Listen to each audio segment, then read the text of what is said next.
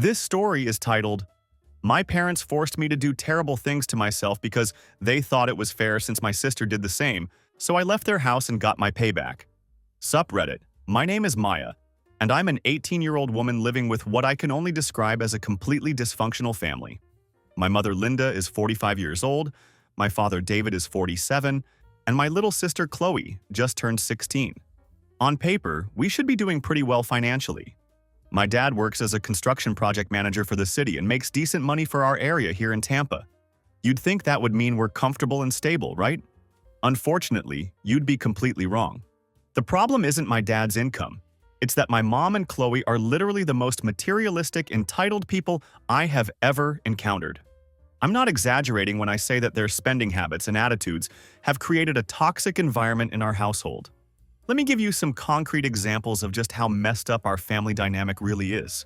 When Chloe decided she wanted the new Samsung Galaxy S24 Ultra last year, you know, the one that costs $300, my mom somehow convinced my dad to buy it for her birthday. Keep in mind that Chloe's previous phone was working perfectly fine. There was absolutely nothing wrong with it, but she just had to have the latest and greatest model because that's what all her friends were getting. Then there was the time Chloe became obsessed with those ridiculously expensive Nike workout sets that cost around $180 per outfit. Did my mom tell her to save up her allowance or maybe ask for one set for a special occasion? Of course not.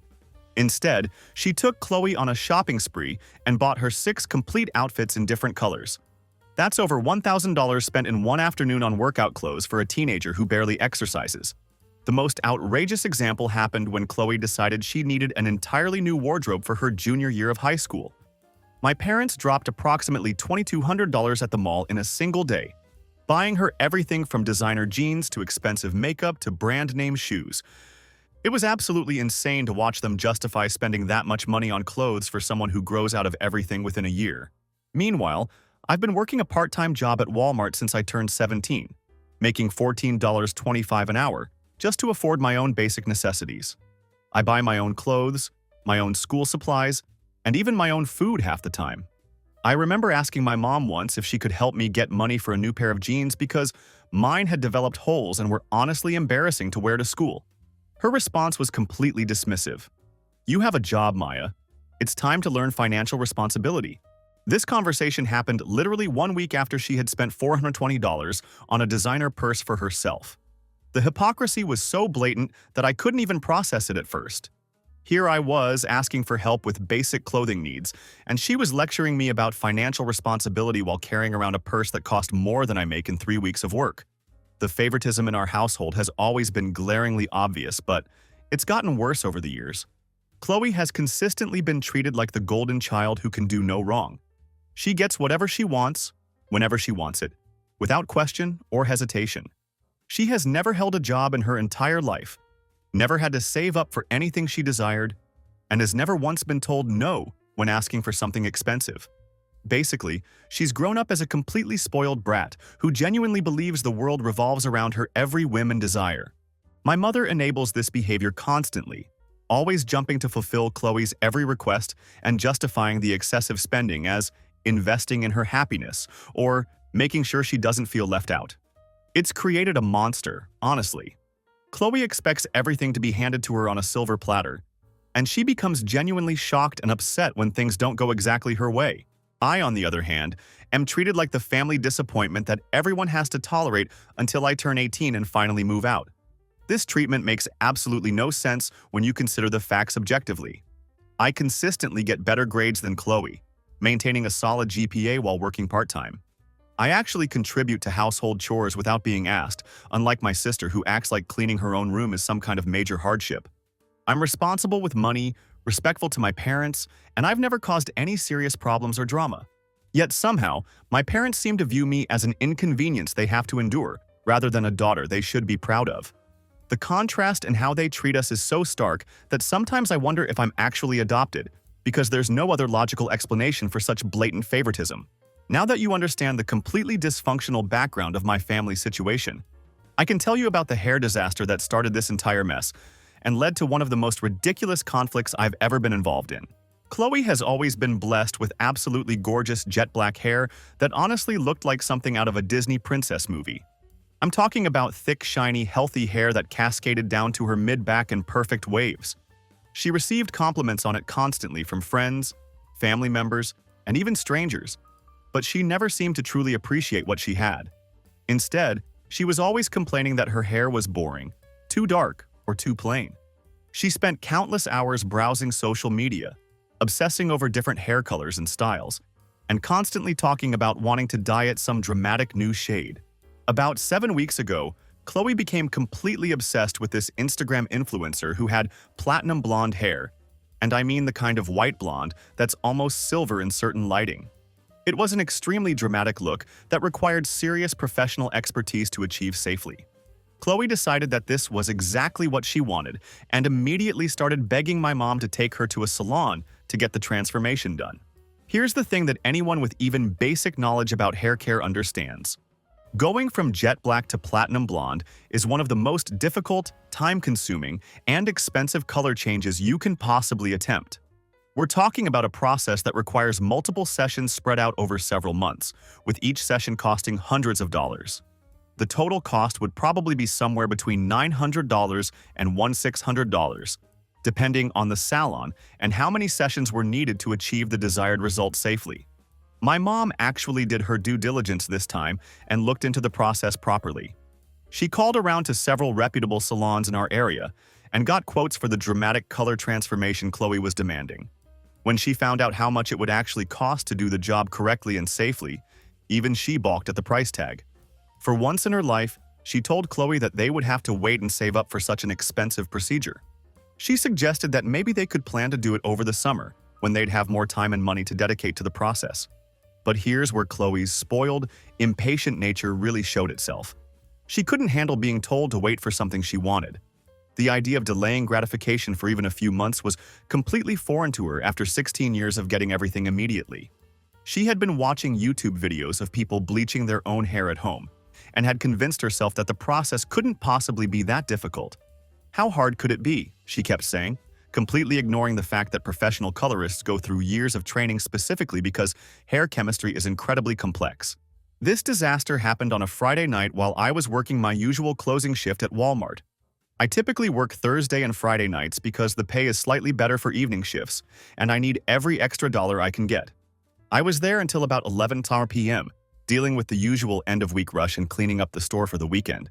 When I finally got home and walked through our front door, I immediately knew something was seriously wrong.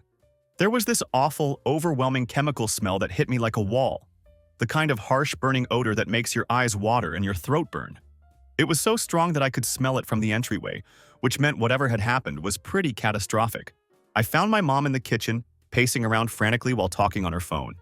She was calling different emergency salons around the city, desperately trying to find someone who could see Chloe immediately, even though it was nearly midnight on a Friday. Her voice was high-pitched and panicked as she explained the situation to whoever would listen. When she saw me walk in, she just shook her head with this expression of complete despair and pointed toward the staircase. The chemical smell got progressively stronger as I climbed up to the second floor, and I could hear Chloe crying behind her closed bedroom door. It wasn't just regular crying either. It was the kind of ugly, heart-wrenching sobbing that comes from complete devastation. I knocked gently on her door and asked if she was okay, genuinely concerned despite all our family drama. She just screamed, "Go away!" through the door in this broken, hysterical voice that made it clear she was absolutely beside herself with grief and embarrassment. I went to the bathroom to brush my teeth and get ready for bed, and that's when I saw the full evidence of the disaster that had unfolded while I was at work.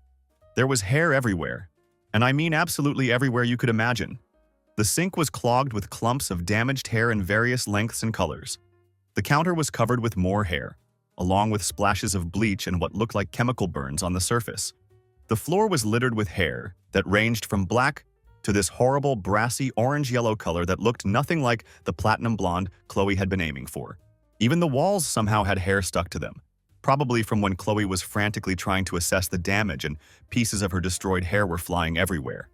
There were several empty boxes of drugstore bleach in the trash can, along with plastic gloves and applicator brushes. The smell was so overpowering that it made my eyes water and gave me an instant headache. It was immediately obvious that Chloe had attempted to bleach her own hair and that it had gone horribly, catastrophically wrong. Despite all the family drama and resentment I felt toward her, I actually felt genuinely bad for her in that moment. I could only imagine how devastating it must have been to watch her beautiful hair literally dissolve and break off in her hands. The next morning, I got to see the full scope of the disaster when Chloe finally emerged from her room around 1 p.m. She had clearly spent the entire night and most of the morning hiding away, probably staring at herself in the mirror and crying. When she finally came out, she was wearing a beanie pulled down as low as possible, trying desperately to hide the damage. But even with the hat covering most of her head, you could still see the catastrophic results around the edges, and it was honestly shocking to witness. Her beautiful, long hair was completely destroyed beyond any hope of repair. There were entire sections that had been burned off right down to the scalp, leaving patches of raw, irritated skin visible. Other parts of her hair were maybe an inch long at most, standing up in weird, damaged clumps that looked more like burnt straw than actual hair. Then, there were some bizarre, longer pieces scattered randomly around her head that had somehow survived the chemical assault, but they looked dry, brittle, and completely lifeless. The parts of her hair that hadn't completely broken off and fallen out were this terrible brassy orange color that looked nothing like the platinum blonde she had been trying to achieve. There were also random patches of black scattered throughout where the bleach hadn't been applied properly or hadn't been strong enough to lift the dark pigment. The overall effect was absolutely awful. She looked like she had stuck her finger in an electrical socket or survived some kind of chemical accident. The worst part of seeing her like this was that you could tell she was completely aware of how terrible she looked. Chloe has always been incredibly vain about her appearance, spending at least an hour every morning perfecting her makeup and taking endless selfies to post on social media. Her hair had always been her crowning glory, the thing she was most proud of about her looks. Seeing it destroyed like this was probably her absolute worst nightmare come to life. My mom was being incredibly dramatic about the entire situation, acting like someone had literally died rather than just made a bad decision about hair. She kept hugging Chloe and making these over-the-top declarations like, "Don't worry, baby, mommy will fix this, and we'll find a way to make it beautiful again." She was also shooting me these weird, accusatory looks, as if somehow this disaster was my fault for not being there to stop it from happening. Chloe couldn't stop touching the destroyed sections of her hair, running her fingers over the short, damaged pieces, and immediately starting to cry again every time she felt how much was missing. She kept making these heartbreaking statements like, "I'm so stupid. I can't let anyone see me like this. And my life is over." The drama was absolutely overwhelming. Part of me genuinely felt sorry for her because she was so obviously devastated by what had happened. But another part of me was thinking, well, what exactly did you expect would happen when you decided to perform advanced hair chemistry in our bathroom with drugstore bleach? It was one of those situations where someone creates their own problem through poor decision-making and then expects everyone else to feel sorry for them. The whole scene was honestly pretty pathetic to watch. Here was this girl who had been handed everything she ever wanted for 16 years of her life, and the first time she tried to do something herself without professional help, she completely ruined it. Instead of taking responsibility and learning from the experience, she was just expecting my mom to swoop in and fix everything like she always does. My dad tried his best to be supportive, but I could tell he was frustrated too.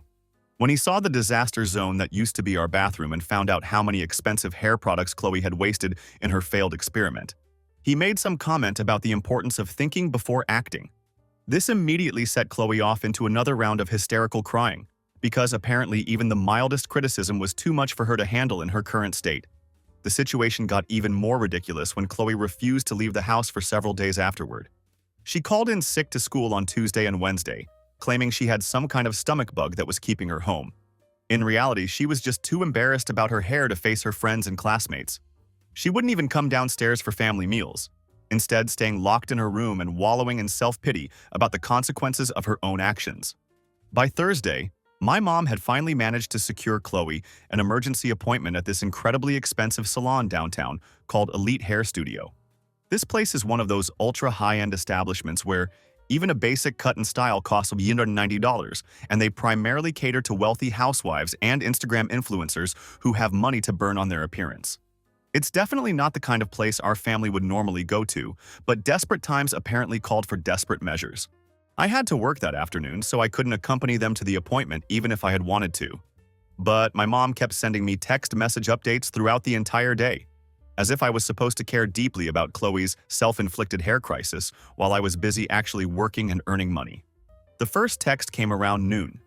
"At the salon now. Stylist is assessing the damage. The second message arrived about an hour later. This is worse than we thought. They might have to cut most of it off. The third update was sent in the early afternoon. Chloe is crying. They're trying to find a solution.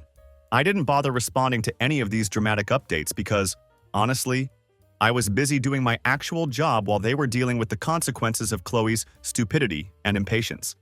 I had customers to help and work responsibilities to fulfill, unlike some people who apparently had all day to spend at expensive salons trying to fix preventable problems. When they finally returned home around 6:30 p.m., I was in my room working on homework and trying to focus on my own responsibilities. I heard the front door slam shut with unusual force, followed immediately by the sound of Chloe's footsteps running up the stairs and her bedroom door slamming even louder.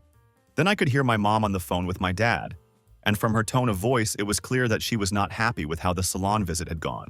Apparently, the consultation alone had cost them $80, which seems outrageous for someone to just look at hair and tell you what you probably already knew.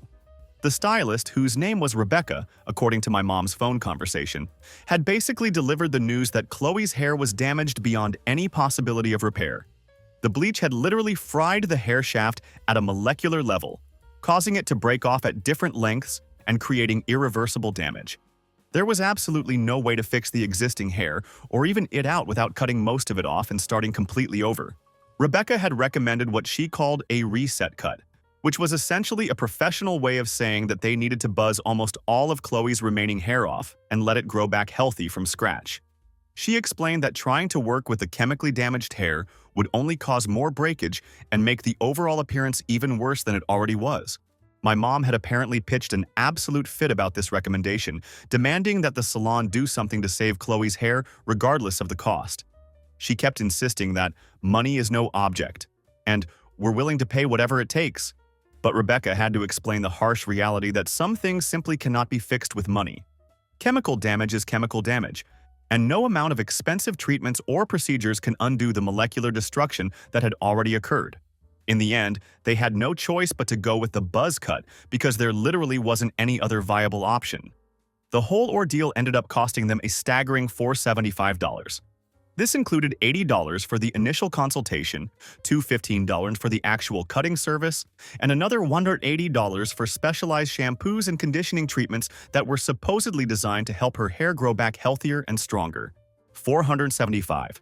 That's more money than I make in 3 full weeks of part-time work at Walmart. All of this expense was the direct result of Chloe's impatience and refusal to wait for proper professional treatment in the first place. If she had just listened to my mom's original advice about waiting and saving up for the proper bleaching process, none of this would have happened. When I finally saw Chloe later that evening, I was genuinely shocked by her appearance. She looked like a completely different person, and not in a good way. Her head was essentially shaved down to maybe a 1/4 inch of hair length all over, and you could clearly see her scalp through the remaining stubble. She honestly looked like she was going through chemotherapy or had suffered from some kind of serious medical condition. Her eyes were puffy and red from hours of crying, and she kept unconsciously touching her head as if she couldn't quite believe that her beautiful hair was really gone. It was actually pretty heartbreaking to witness, even though the entire situation was completely her own fault. Now here's where this story takes a dramatic turn from a simple case of stupid teenager makes bad decision to something that made me question what the actual hell was wrong with the people I live with. It was the Monday morning after the salon visit, and I was planning to sleep in a bit since I didn't have to work until later in the day. I had been looking forward to doing some homework, maybe hanging out with friends that afternoon, and just having a relatively peaceful day. I was having this really nice, relaxing dream when I suddenly felt someone shaking my shoulder, pulling me out of my much-needed sleep. I opened my eyes to find my mom sitting on the edge of my bed, fully dressed and wearing this weird, determined expression on her face that immediately put me on high alert. It was only around 9 in the morning, which is extremely early for a weekend, especially since my mom usually sleeps until at least 10:30 on Mondays. The fact that she was up, dressed, and in my room at this hour meant something was definitely going on. "Maya, honey, I need to talk to you about something important," she said in this overly sweet, artificially cheerful voice that I immediately recognized as trouble.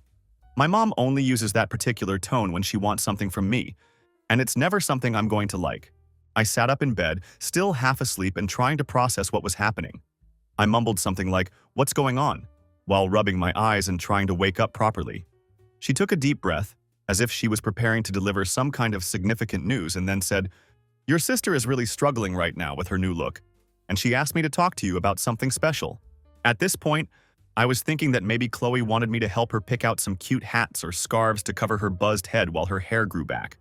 Or perhaps she wanted me to be more supportive and understanding about the whole situation, which I could definitely manage. I was actually prepared to be nicer about everything, even though Chloe had brought this disaster entirely upon herself. But then my mom dropped what was possibly the most insane bomb I had ever heard in my entire life. Chloe was wondering if you would consider cutting your hair short too, so she doesn't feel so alone and different during this difficult time. I literally stared at her for what felt like 15 seconds, thinking that I must have misheard or that I was still dreaming. There was absolutely no way my mother had just asked me to cut off my own hair because my sister had screwed up her own hair, right? But no, she was sitting there looking at me with this expectant expression, as if this was a completely reasonable and normal request that any loving sister would be happy to fulfill. For context, my hair is absolutely my pride and joy. It goes down to my lower back in thick, healthy waves that I've been carefully growing and maintaining for 7 years, ever since I was 11 years old. I spend time every single morning styling it properly, and I use good quality hair care products that I purchase with my own hard-earned money from work. I get compliments on it constantly from friends, teachers, and even strangers. It's honestly probably the thing I'm most confident about regarding my physical appearance, and it represents years of patience, care, and dedication. And here was my mother, sitting on my bed at 9 a.m., asking me to destroy 7 years of growth because Chloe couldn't handle the consequences of her own impulsive, stupid decision.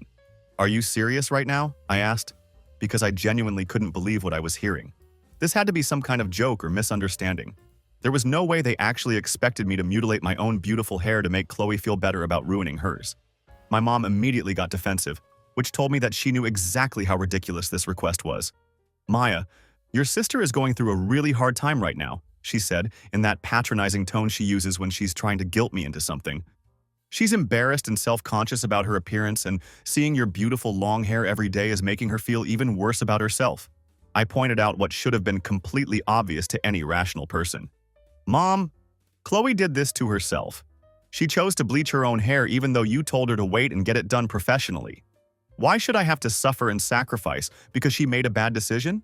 That's when my mom started getting that entitled, manipulative look on her face that I had come to recognize as a warning sign that trouble was brewing.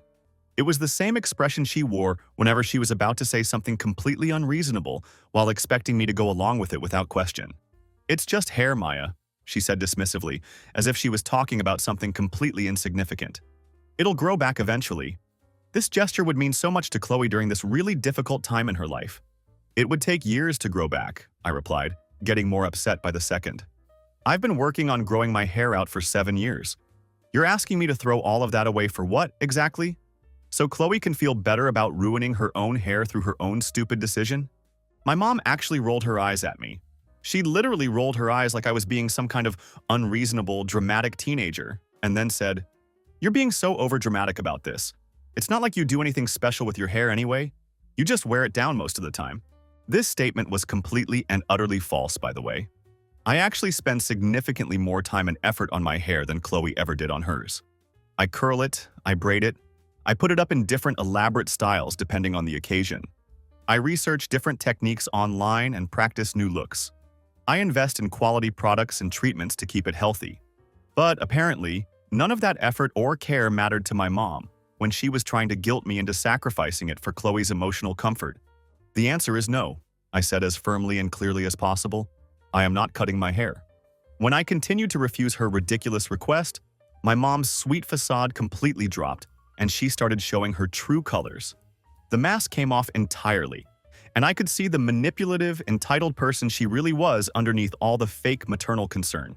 "You're being incredibly selfish," she said, with genuine anger in her voice. "You clearly don't care about Chloe's mental health or emotional well-being. She's your sister, Maya. Family is supposed to support each other during difficult times." Then she had the absolute audacity to say, "Maya, you never do anything to help this family.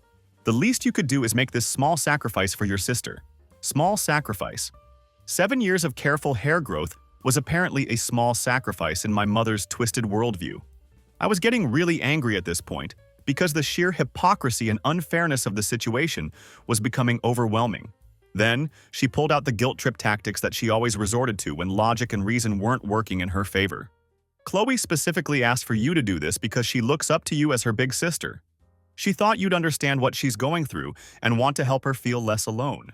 If she looked up to me so much, maybe she should have asked for my advice before destroying her hair, I shot back, because I was getting tired of this manipulative conversation.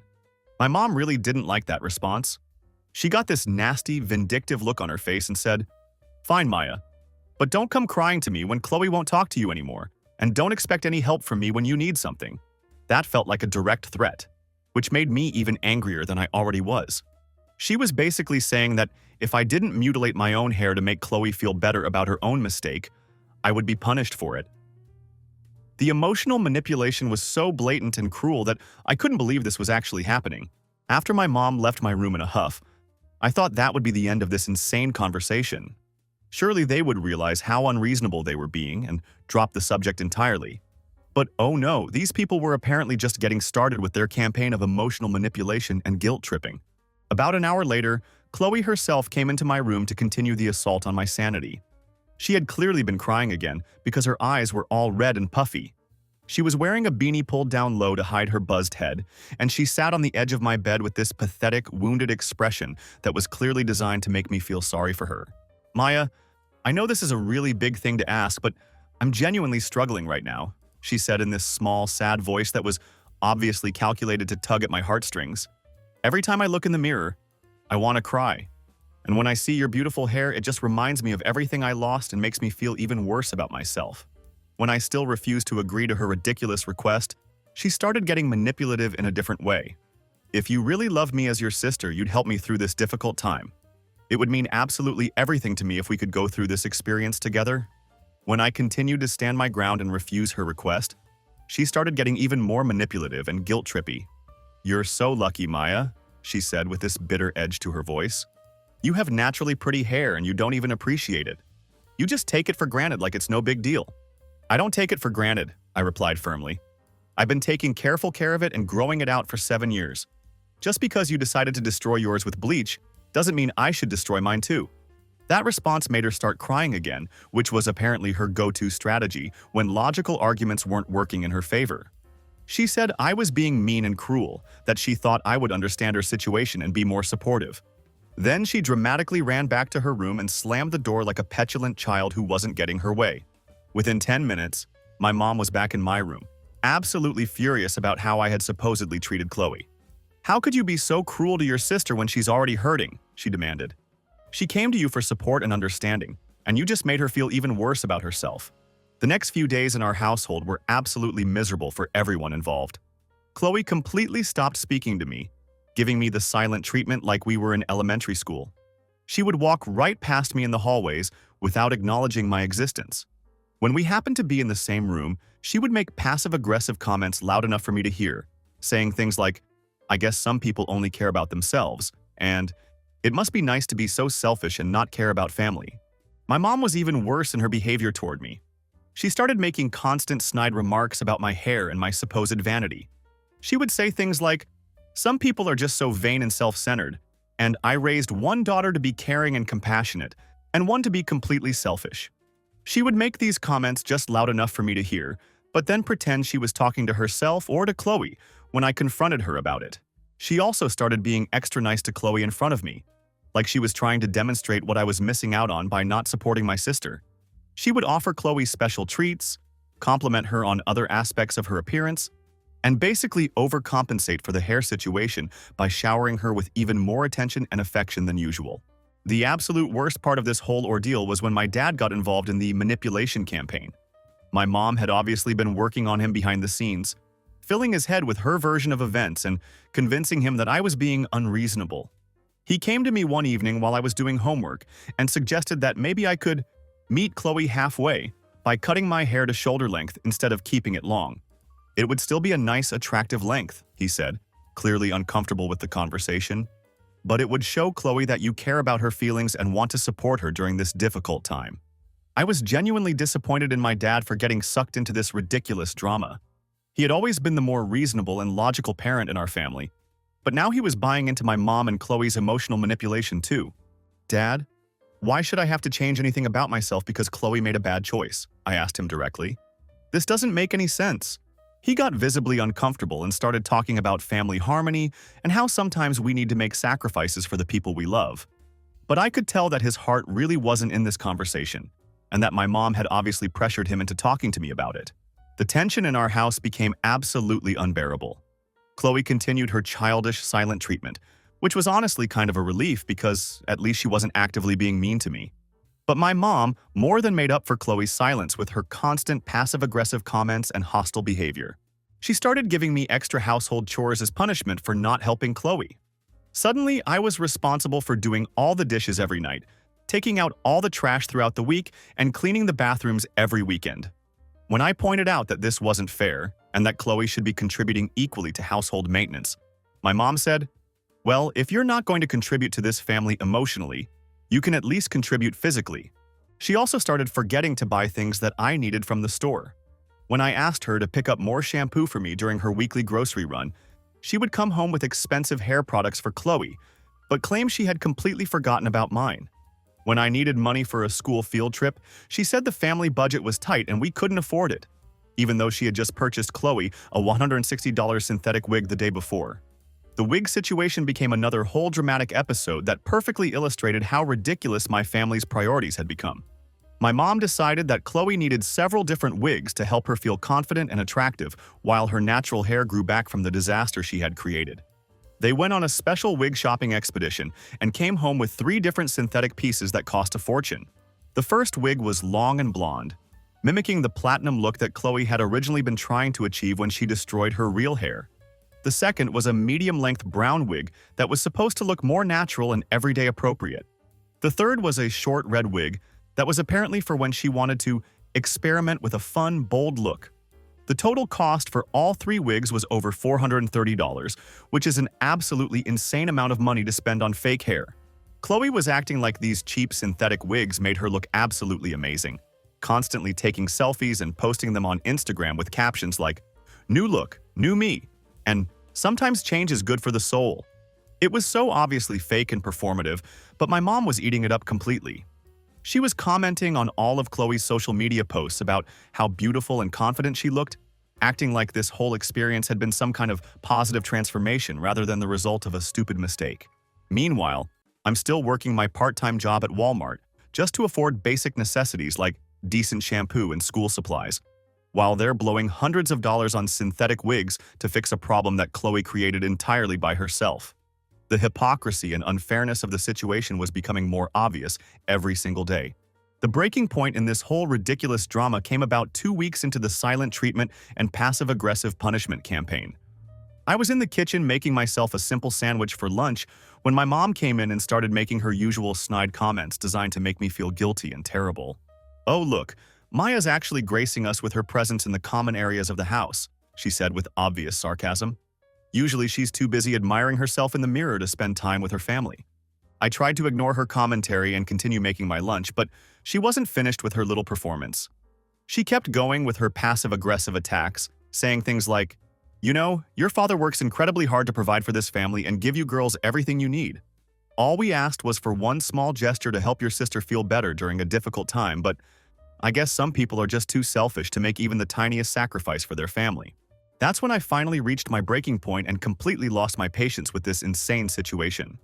"What sacrifice are you making, Mom?" I asked her directly. "You're not cutting your hair. You're just demanding that I do it. And it's not a small sacrifice. It's 7 years of growth that would take another 7 years to get back." She got this nasty, vindictive look on her face and said, "Watch your tone, young lady. You live under our roof and we provide for you, so you should show some respect and gratitude." "You provide for Chloe," I shot back, because I was tired of pretending that we were treated equally in this household. "I buy my own clothes, my own school supplies, my own everything. The only thing you provide for me is a roof over my head, and you act like I should be eternally grateful for the bare minimum. If you don't like it here, you're welcome to leave when you turn 18, she said coldly, like she was threatening to kick me out for standing up for myself. "Trust me, I'm counting down the days," I replied with complete honesty. That conversation made me realize just how toxic and messed up my family dynamics really were. They were willing to destroy our relationship and treat me like garbage over hair, over something as superficial and temporary as hair. They cared more about Chloe's vanity and ego than they did about treating me fairly, or maintaining any kind of healthy family relationship. This is where the story gets really good, and honestly, I still can't believe how perfectly everything worked out in the end. Sometimes life has a way of delivering justice in the most unexpected ways. After that awful confrontation with my mom in the kitchen, I was feeling pretty hopeless about my entire situation. I felt trapped, unheard, and genuinely questioning whether I was the crazy one in this scenario. I decided to vent about the whole hair situation online to see if I was going insane, or if this situation really was as messed up as I thought it was. The response I got was absolutely overwhelming and validating. Literally thousands of people were telling me that my family was completely out of line and that I was absolutely right to refuse to cut my hair. People were saying things like, "This is completely insane. Your mom is emotionally abusive," and "Chloe needs to learn that actions have consequences." Reading all those responses made me feel so much better about standing my ground and refusing to give in to their unreasonable demands. But what really changed everything wasn't the online validation, even though that was helpful. It was what I discovered completely by accident just a few days later that turned this whole situation on its head. I was looking for some tape in my dad's home office because I needed it for a school project, and he had told me I could grab some from his desk drawer. When I was searching through his desk, I noticed a stack of papers that didn't look like his usual work documents. The top paper was a credit card statement, and the balance amount caught my eye immediately because it was shockingly high. Now, I wasn't intentionally trying to snoop through my parents' financial documents or anything like that, but the number on that statement was so shocking and unexpected that I couldn't help but look closer at what I was seeing. It was my mom's credit card statement, and the outstanding balance was over $8,500. $8,500 on a single credit card. I probably should have just put the papers back and walked away, but I was so curious and concerned about what I was seeing that I flipped through a few more documents in the stack. There were statements from 3 different credit cards, all with huge outstanding balances that made my stomach drop. When I quickly added up the numbers in my head, we were talking about over $23,500 in total credit card debt.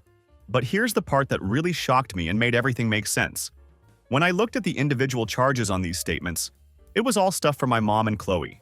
Designer clothing, expensive salon visits, high-end makeup, designer purses, expensive shoes, jewelry, and charges from stores I had never even heard of.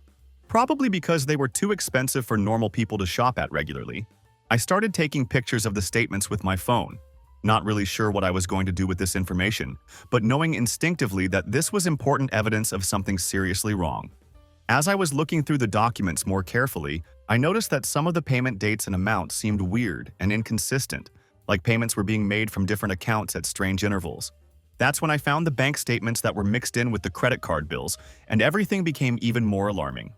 My mom had been moving money around between different bank accounts, including taking substantial amounts of money out of what looked like my dad's personal savings account to make minimum payments on her credit cards and keep the debt hidden. I'm not particularly great with complex financial stuff, but even I could see that this was a really bad situation. We were talking about tens of thousands of dollars in secret debt that my dad probably had no idea about.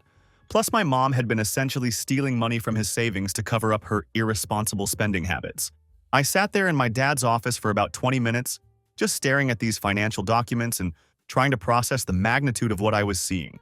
My mom, who had been calling me selfish and ungrateful for not wanting to cut my hair, had been secretly spending our family into massive debt to fund her and Chloe's shopping addiction and materialistic lifestyle. I took pictures of everything I could find. All the credit card statements, the bank statements showing the suspicious money transfers, and any other financial documents that seemed relevant to this shocking discovery. Then I carefully put all the papers back exactly where I had found them, making sure everything was in the same order and position so my dad wouldn't know anyone had been looking through his private documents. I spent the rest of that day thinking seriously about what to do with this explosive information. This wasn't just about family drama anymore. This was about serious financial deception that could potentially ruin my dad's credit and financial future. Finally, I decided that my dad deserved to know what was happening with his money and his family's finances. I sent him a text message while he was at work that said, "Dad, I found some papers in your office by accident, and I think you really need to see them. Can you call me when you get a chance?" I tried to keep the message vague because I didn't want to drop this bombshell over text, but I wanted him to know it was urgent and important. He called me about an hour later during his lunch break, and I could tell he was concerned by the tone of my message. I explained that I had discovered some credit card statements while looking for tape, and I asked if he knew about the significant debt that was listed on them. There was this long, uncomfortable silence on the phone, and then he said in this really quiet, shocked voice, "What debt?" I explained everything I had seen. The massive balances on multiple credit cards, the charges for expensive clothes and salon visits, and the weird payment schedule that seemed to involve money being moved around between different accounts. My dad was quiet for a long moment, processing this information, and then he said, "Maya, I need you to send me pictures of those statements right now." So I did exactly what he asked. I sent him clear pictures of all the credit card bills and the bank statements that showed money being transferred to cover the payments. About 10 minutes after I sent the photos, he called me back, and he sounded absolutely furious in a way I had rarely heard from him before. "I had absolutely no idea about any of this," he said, and I could hear the anger and betrayal in his voice. "Your mother told me she was being careful and responsible with spending. I've been wondering why our savings account balance seemed lower than it should be, but she said it was because of normal household expenses and inflation." My dad came home from work early that day, which literally never happens under normal circumstances. I was in my room doing homework when I heard the front door slam with unusual force, and then I heard him call my mom into the kitchen in this stern, no-nonsense voice that meant serious business. Chloe was at a friend's house, so it was just the three of us in the house for this confrontation. I couldn't help but listen from the top of the stairs as my dad confronted my mom about the secret debt and financial deception. At first, she tried to deny everything completely, acting like she had no idea what he was talking about. Then she tried to downplay the seriousness of the situation, claiming the debt wasn't really that significant. Finally, she started making excuses and trying to justify her irresponsible spending. "It's not that much money, David," she said, as if $23,500 was pocket change. "Most of it is necessary stuff for the house and the girls. We can afford it." $23,500 on designer clothes and salon visits is necessary? My dad asked, and I could hear the incredulous anger in his voice. "Linda, you don't even have a job. How is any of this necessary?" "Chloe needed clothes for school and I needed some professional outfits for networking events," she replied weakly. "Professional outfits, Linda? You don't have a job," he repeated, clearly not buying any of her excuses.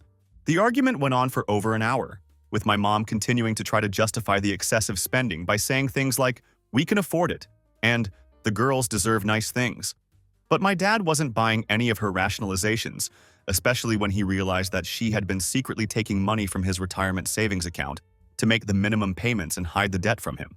The best part of this entire confrontation was when my mom tried to turn the situation around and somehow blame me for her financial irresponsibility. She actually had the audacity to say, "Well, maybe if Maya was more helpful around the house and didn't cause so much stress and drama in the family, I wouldn't need retail therapy to cope with everything." My dad shut that ridiculous excuse down immediately and completely. "Don't you dare try to blame Maya for your spending problem," he said firmly. "She's the only person in this house who actually works for her own money and takes responsibility for her expenses." The next few days after this financial revelation were absolutely incredible to witness. It was like watching karma finally catch up with people who had been living irresponsibly for years without any consequences. My dad immediately took decisive action to prevent any further financial damage to our family. He canceled all of my mom's credit cards that very same evening, cutting off her access to unlimited spending that had been secretly destroying our family's financial stability. Then he put her on what he called a strict household budget that would force her to live within reasonable means for the first time in years. She was getting exactly $160 per week for groceries and essential household items, and absolutely nothing else beyond that basic allowance.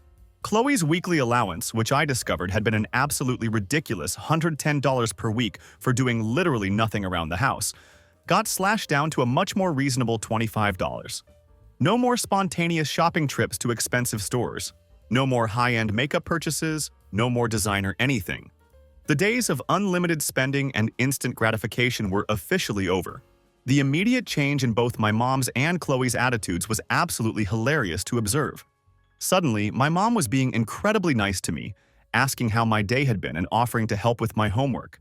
She kept making these obviously forced comments like, "I hope there are no hard feelings about that silly hair situation," and Family is so important, don't you think? It was transparently obvious that she was trying to get back on my good side because she was terrified of what other information I might have about their behavior. Chloe was even more obvious and desperate in her attempts to repair our relationship. She came into my room the day after my dad's budget announcement, looking all sad and pathetic, clearly trying to manipulate me with her wounded expression. "Maya, I've been thinking about everything that happened recently," she said in this fake, remorseful voice. "And I realized that I might have been a little unfair when I asked you to cut your hair." A little unfair. That was the understatement of the century, considering she had tried to guilt me into destroying 7 years of hair growth because she couldn't handle the consequences of her own stupid decision. I was just so upset and emotional about my hair situation that I wasn't thinking clearly. She continued with her obviously rehearsed apology. "I hope we can go back to being close sisters like we used to be." Then came the real reason for her visit and fake apology. "Also, I was wondering if you could help me figure out how to shop on a budget. I've never had to do that before, and you're so good at finding nice things for reasonable prices." I almost burst out laughing at the irony of the situation. The same girl who had called me selfish and uncaring for not cutting my hair was now asking for my help and advice because she couldn't afford her usual extravagant shopping habits anymore. She needed me to teach her how to live like a normal person who has to consider prices and make smart financial decisions. But the absolute best part was yet to come. About a week into the new budget restrictions, Chloe's hair started growing back from the disaster she had created. But it was coming in all patchy and uneven. Different sections were growing at completely different rates, and the color was still inconsistent where the bleach had caused permanent damage to her hair follicles. She desperately wanted to go back to that expensive elite hair studio to get her hair professionally shaped and styled as it grew out. But with her new $25 weekly allowance, there was absolutely no way she could afford their outrageous prices. The best she could realistically afford was a basic trim at Great Clips, which was a massive step down from the luxury salon experience she was accustomed to. She actually came to me with tears in her eyes, asking if I could lend her $210 to go to the expensive salon. "I'll pay you back, I promise," she said desperately. "I just can't go to school looking like this. Everyone will see how awful my hair looks." I looked her directly in the eye and said, "Chloe, I thought hair was just hair and it grows back. That's what you and Mom kept telling me when you wanted me to cut mine off." The look of shock and embarrassment on her face was absolutely priceless. She realized that I was throwing her own words back at her, and she couldn't argue with the logic of her previous statements. "Besides," I continued, enjoying this moment of justice, "I think Great Clips will do a perfectly fine job. It's not like you need anything fancy or expensive. You just need a basic trim to even things out while your hair grows back naturally." She started crying again and said, "But everyone at school will be able to tell that I go to a cheap salon instead of somewhere nice." "Chloe, most normal people go to affordable salons," I replied matter-of-factly. "The only reason you think it's embarrassing is because you've been spoiled your entire life and have unrealistic expectations. Welcome to how the other half lives." She ended up having to go to Great Clips for her hair maintenance, and honestly, they did a perfectly decent job evening out her patchy growth and making it look more presentable. It looked significantly better than the weird, uneven mess she had been dealing with, but she was absolutely mortified that she couldn't afford to go to her usual expensive salon anymore. The funniest part of this whole situation was watching my mom try to maintain her previous lifestyle and shopping habits on just $160 per week.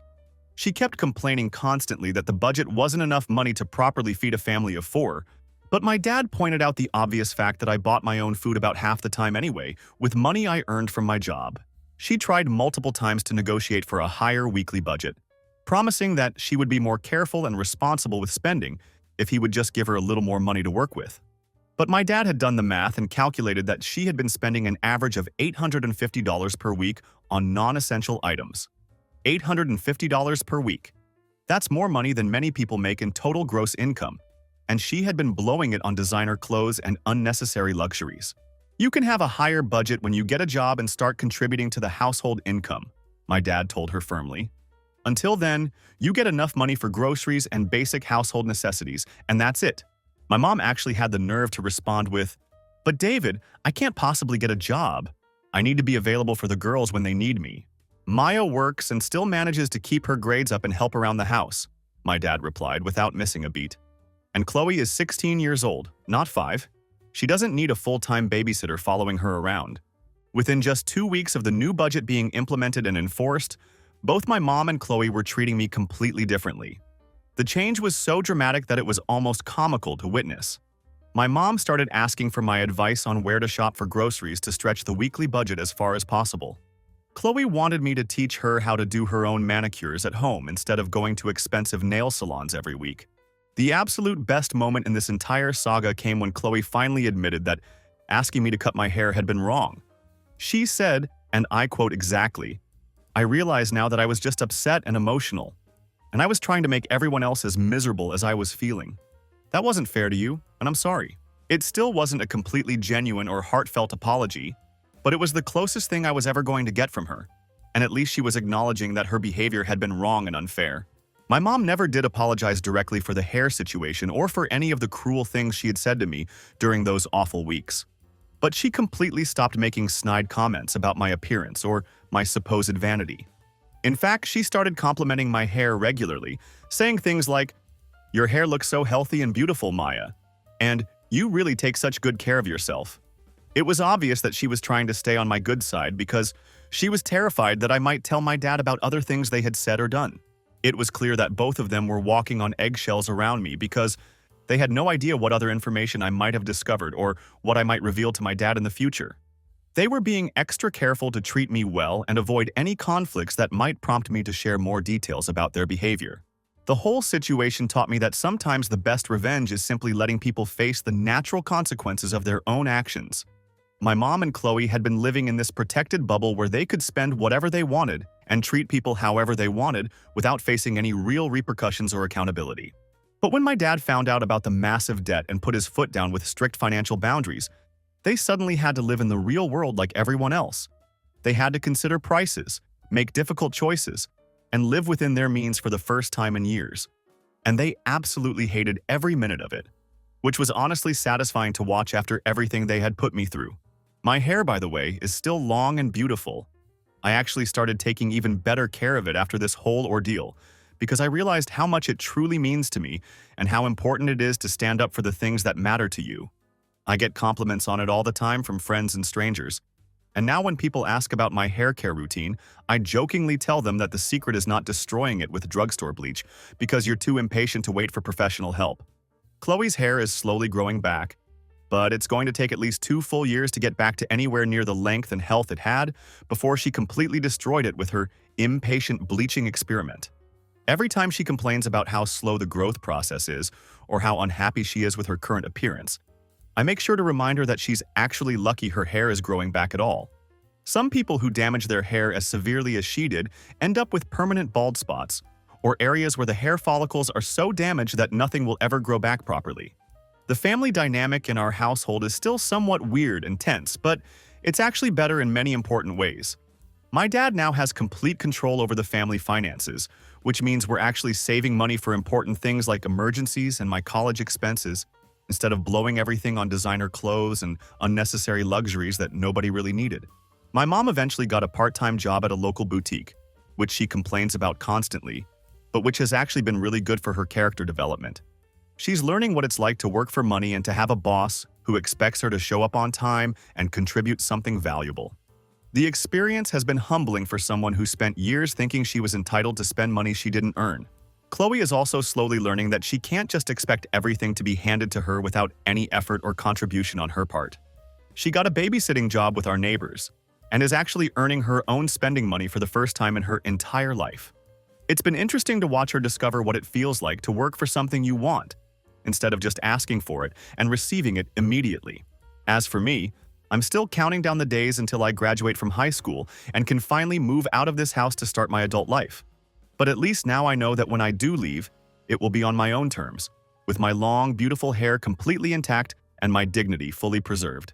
The whole experience taught me some valuable lessons about standing up for yourself, even when the people who are supposed to love and support you are pressuring you to do something that goes against your values and interests.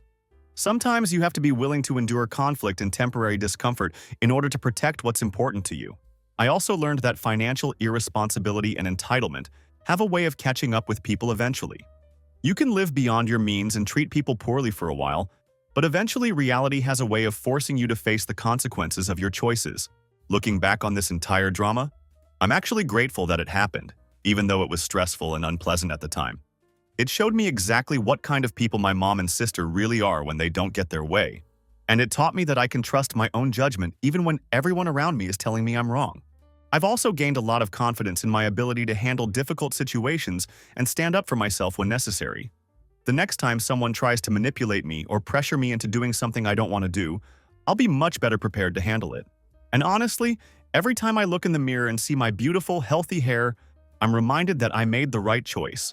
7 years of careful growth and maintenance shouldn't be sacrificed just to make someone else feel better about their own poor decisions. So that's my story about how my family tried to force me to cut off my hair because my sister ruined hers, and how discovering their secret debt led to some much-needed consequences and accountability. Sometimes justice comes in unexpected ways, and sometimes the best thing you can do is simply refuse to enable other people's bad behavior. What do you think? Was I right to refuse to cut my hair? Or should I have been more supportive of my sister during her difficult time?